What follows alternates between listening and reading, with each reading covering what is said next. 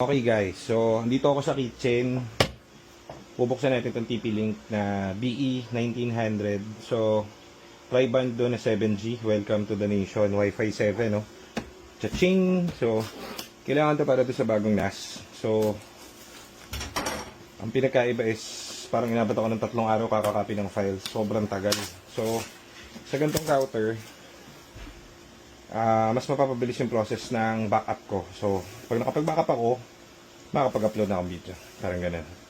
So, bumili na rin ako. So, future-proof naman to kasi Wi-Fi 7. Ang ordinary ngayon sa atin is Wi-Fi 6. Unti lang naman yung difference na kasi ang hinahabol ko hindi yung internet. Ang hinahabol ko kasi ngayon is yung bandwidth ng network para makapag-transfer ng data papunta rin sa server sa NAS.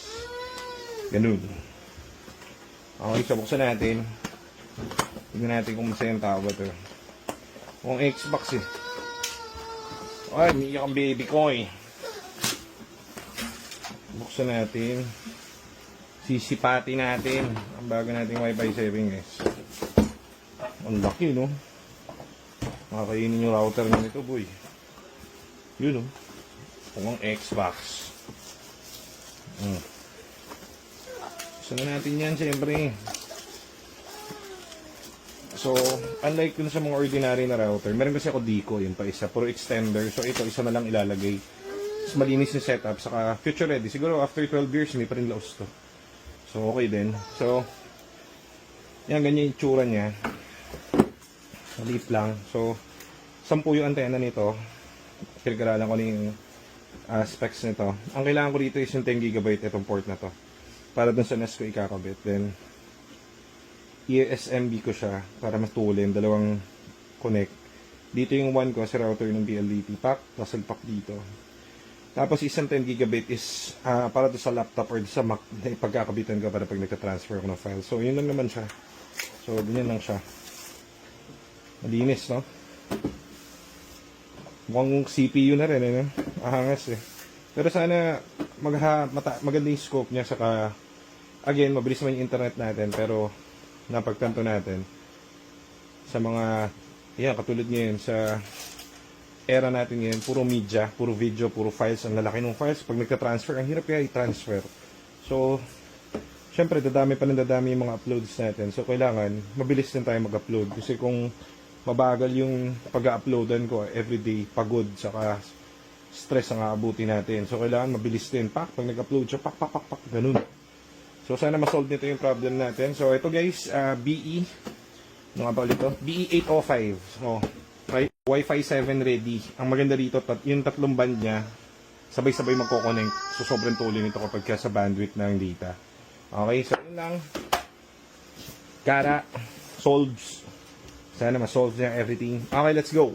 Andito na yung NAS natin sa bahay guys. Ito na siya. Naka-install na. Ang problem, nag-upgrade ako dito. In-upgrade ko agad siya ng 8 gig, another 8 gig of stick ng RAM.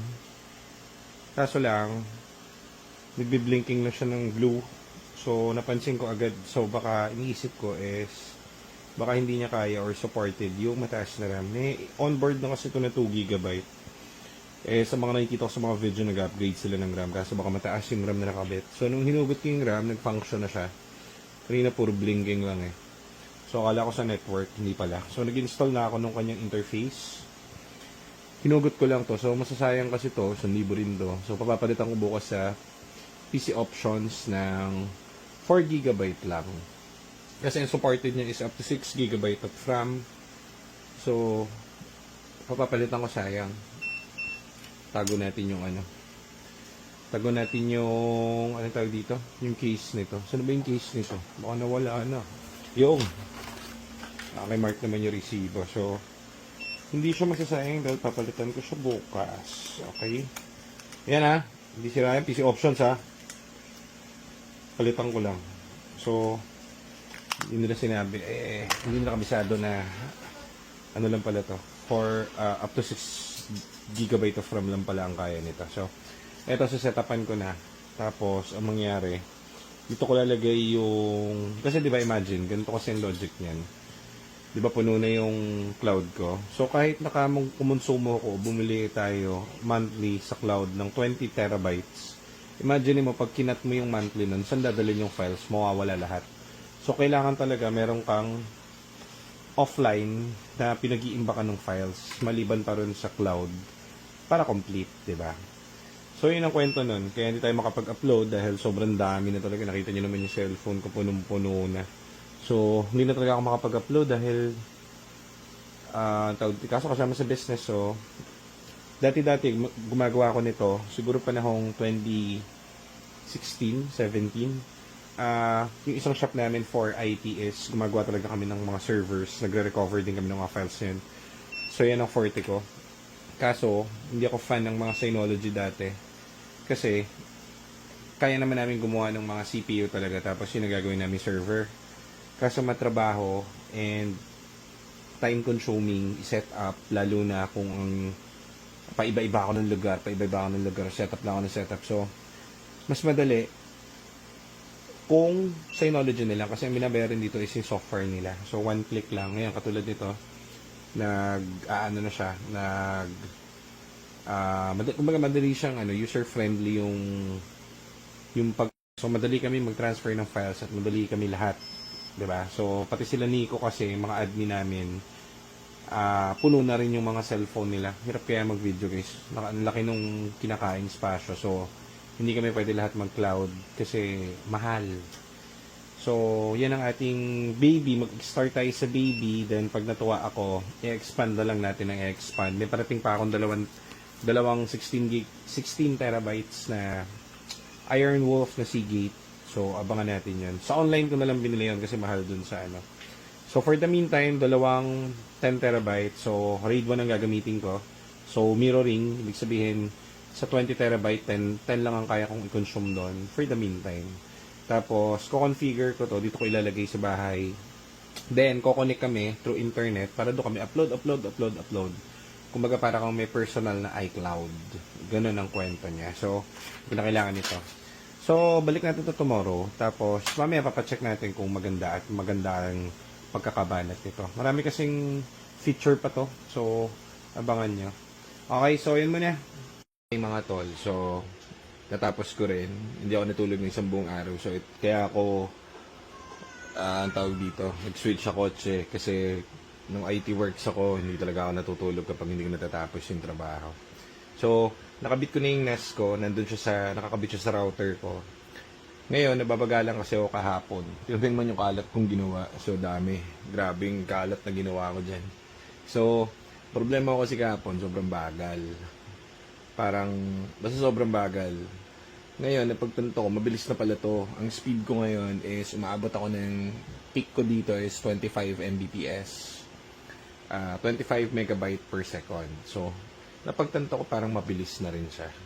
So, ito na yung NAS ko mismo.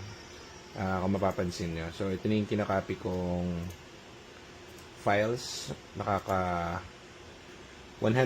gigabyte na ako yan. So, ngayon, ano pa yan?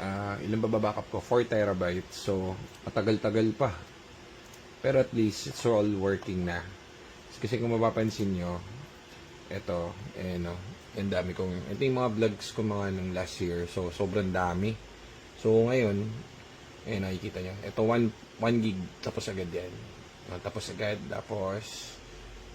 copy na yan. So, binabackup ko kasi yung cloud ko. So, walang yung cloud to, napakahirap i-backup. So, imagine niyo guys pag nag-avail kayo ng cloud, o kunwari, 12 terabyte na yung laman ng cloud nyo sa iPhone, imagine niyo hindi kayo nakalock na kayo kay Apple, hindi na kayo pwedeng umalis doon sa kanyang monthly. Bakit? Saan mo naman ilalagay yung mo? Yung 12 terabyte mo na yun. Saka hindi mo yun pwedeng i-download ng isang bagsak. Ang pwede mo lang i-select sa Apple is 1,000 image or picture per download. So, sa 1,000 na yun, YOLATs, imagine mo kung ilan ang pipiliin mo, 1,000 pipili ka na download mo, 1,000 pipili ka na download mo, 1,000 pipili ka na download mo. So, sumugal na ako ngayon kasi napagtanto ko na pag lumaki-laki pa yung files ko above 8 terabyte, mahihirapan na akong kuhanin dito. Kaya pinagpaguran ko na siya. At least isang pagod na lang. So, ayan, kung makikita nyo, medyo mabilis na siya. Kahapon kasi talagang siguro 1 MB per second eh. Hindi ako naka-local LAN nito. Ang gamit ko lang is pure Wi-Fi speed, pure internet speed. So, ang plano kasi kaya hindi pa ako nakakonect doon. Ito Mac Mini ko, i-connect ko yan dapat doon sa aking router kung saan nakakabit yung NAS ko. Kaso hindi ko pa siya magawa kasi nasa kwarto. Malit lang yung kwarto namin. So, ang plano is yung router doon ng PLDT is paparedirect ko dito. Tumawag PLDT para dito ilagay yung router. Tapos yung router, yung NAS dito sa ilalim.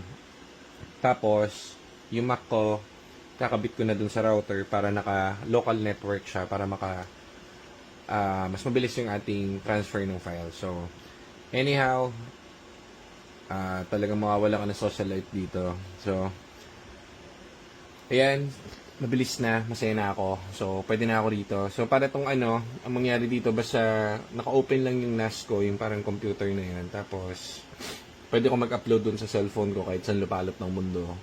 Para mangyari, imbis sa cloud pumunta yung sinisave ko na videos or media devices, dito siya pumapasok sa computer ko na mismo. So, ganun yung kanyang logic. So, hindi ko ina-imagine na kakailanganin ko pala to sa future. Dati ginagawa-gawa ko lang to sa mga client. So, ayan, kaya hindi nyo ako nakikita ngayon sa mga vlog-vlog dahil dyan. Ako ay naka-target tayo ngayon dito. So, pag natapos ko to, makakapag-upload na tayo ng mga files kasi anong tawag dito? Hindi na limited yung ating paglalagyan. Okay? So, ayun lang muna. So, Happy New Year guys and Merry Christmas. Thank you.